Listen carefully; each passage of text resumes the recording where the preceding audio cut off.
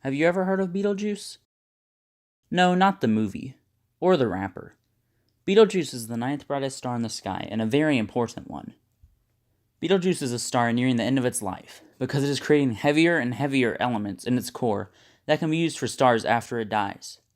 This star is famous among astronomers not only for its size and brightness, but also because it is part of Orion, a bright winter constellation in the northern hemisphere. It would be the brightest star in the night sky if the human eye could view all wavelengths of radiation. The traditional name Betelgeuse is derived from the Arabic meaning the underarm of Orion. Betelgeuse is one of the three stars to make up the winter triangle asterism, and is the center of the winter hexagon. Betelgeuse was first discovered by Sir John Herschel in 1836 while he was recording certain stars' brightness. Betelgeuse had used up all its hydrogen, that is why we call it a red giant. The helium in Betelgeuse is now fusing into heavier elements, such as carbon, oxygen, neon, magnesium, sodium, and iron.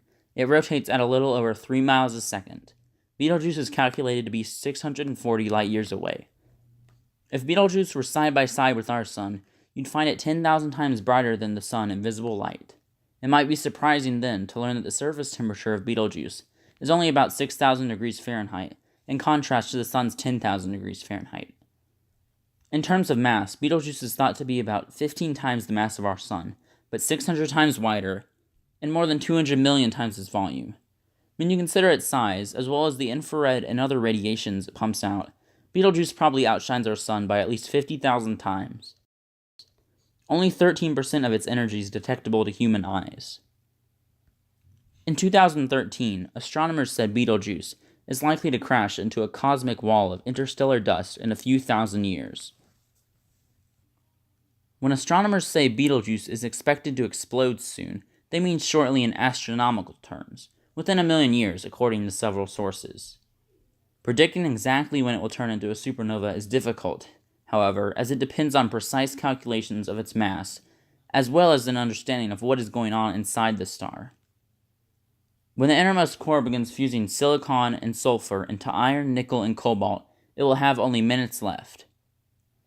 Astrophysicists say we'd have to be within 50 light years of a supernova for it to harm us. Betelgeuse is nearly 10 times this distance. After it explodes, Betelgeuse will not only be visible during the day, but it will conceivably be the brightest star in the night sky for more than a year until it finally fades away to a dimmer state.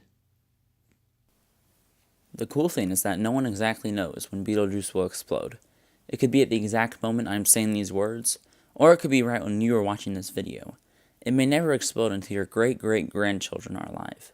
Even when we see the bright supernova of Betelgeuse in the sky, that will only mean that Betelgeuse has blown up 640 years ago.